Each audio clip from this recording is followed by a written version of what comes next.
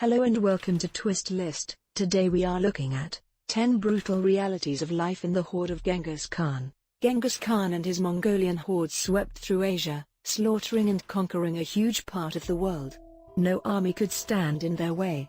By the time their conquests had ended, they had wiped out a tenth of the world's population. It took an intense and brutal army to pull it off.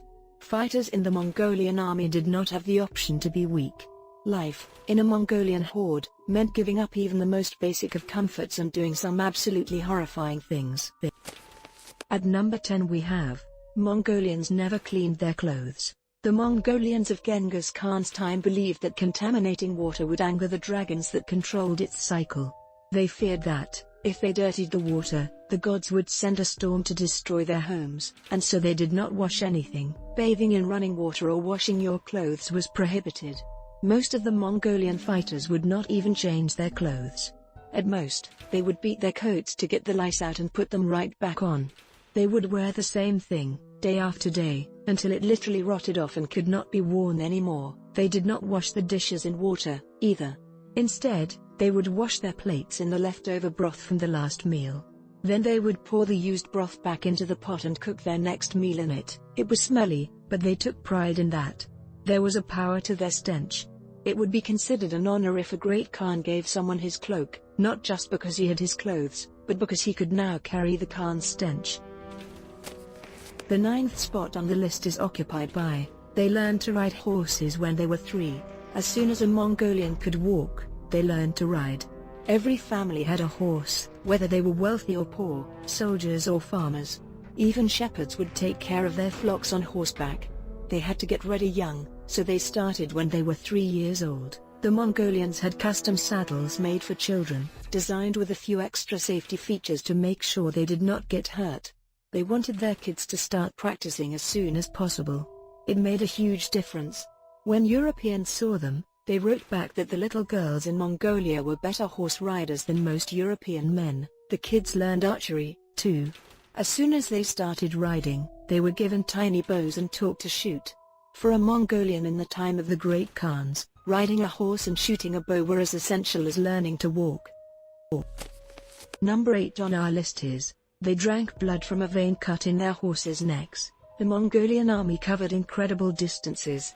In a single day, they could travel 80 miles, 129 kilometers, a distance that, in their time, was completely unheard of.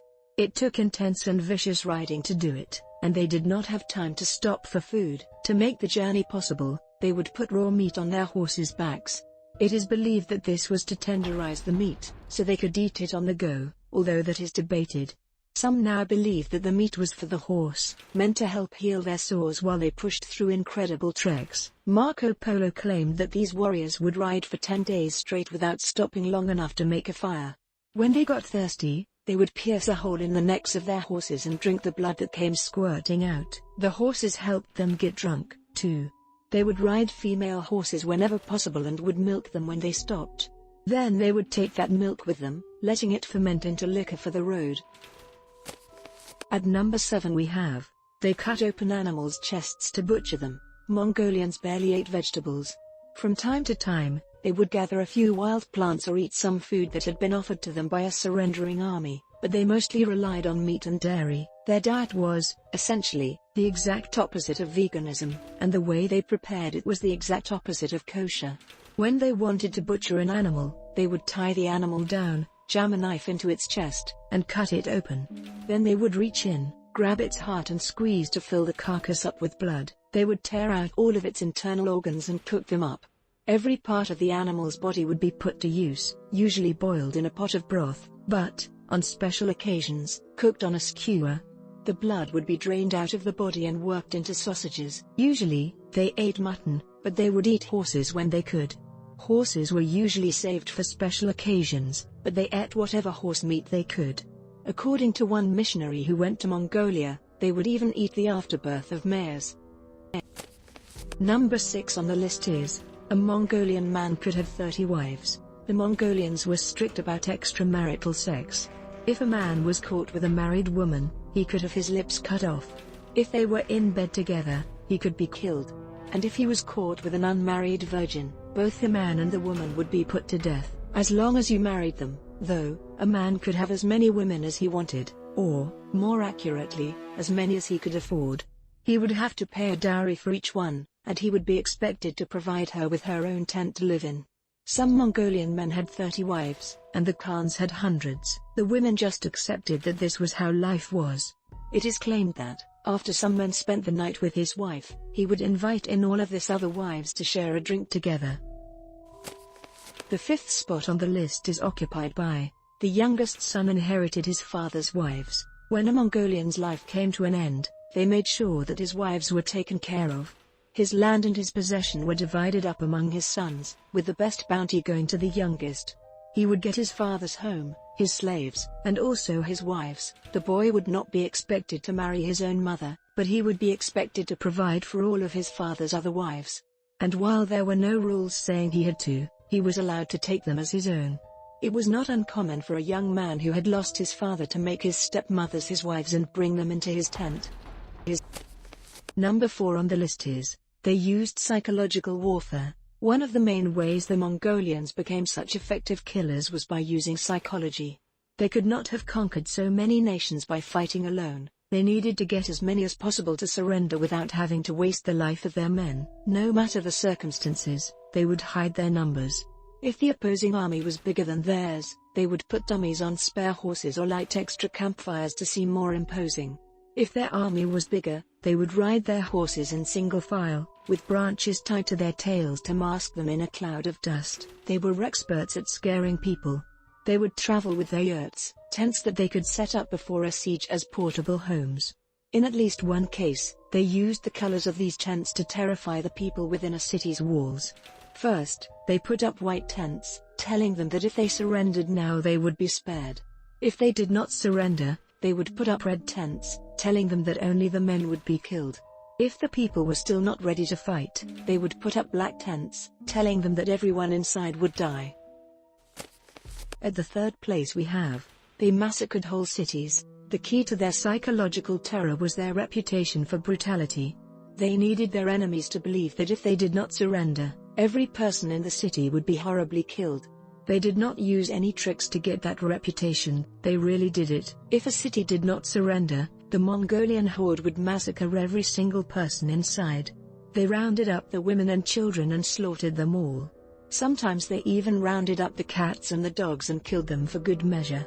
Their heads would be removed and they would make a pyramid of their skulls to let anyone who passed by know what happened if you angered a Khan. The most horrible thing was what they did to pregnant women.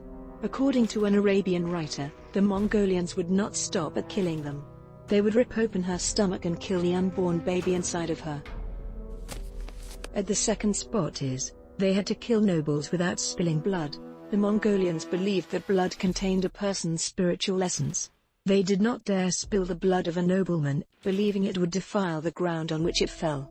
So, when they killed royalty, they had to find other ways to do it. Usually, noblemen would be suffocated or drowned. If a member of the Khan's family betrayed him, he would usually be rolled up in a carpet and thrown in a body of water. Sometimes, though, they got creative. Genghis Khan took care of one of his rivals by sewing every orifice on her body shut and pushing her into a river. They had to get creative with enemy nobles, as well. In one case, they trapped Russian princes under a board and held a feast on top of them to suffocate them without spilling their blood. In another, Genghis Khan had a man killed by pouring molten silver into his eyes. And finally, at number 1, they catapulted diseased bodies over city walls. The Mongolian army might have been the first to use biological warfare. While they swept into Europe, they were hit by the Black Plague, and they decided to use it to their advantage. Their enemies had holed up inside of the city of Kaffa, where the Mongolians had them surrounded. When the Black Plague started killing their people, though, they realized they could not stay forever. They wanted to make the biggest impact they could before they left, so they threw their dead over the city walls. Any Mongolian who died of plague was put on a catapult and sent flying over the walls. On the other side, the people tried to get rid of these bodies by throwing them into the sea, but this just tainted their water supply. Soon, the plague had spread throughout the city. A few people fled over the city walls and ran further west, but it was too late for them. They were already carrying the plague, and, as they ran out westward, they spread it through Europe. Mark Oliver is a regular contributor to Listverse. His writing also appears on a number of other sites, including The Onion, Starwipe and Cracked.com. His website is regularly updated with everything he writes. Thanks for watching. If you enjoyed this video and would like to see more, then please hit the subscribe button.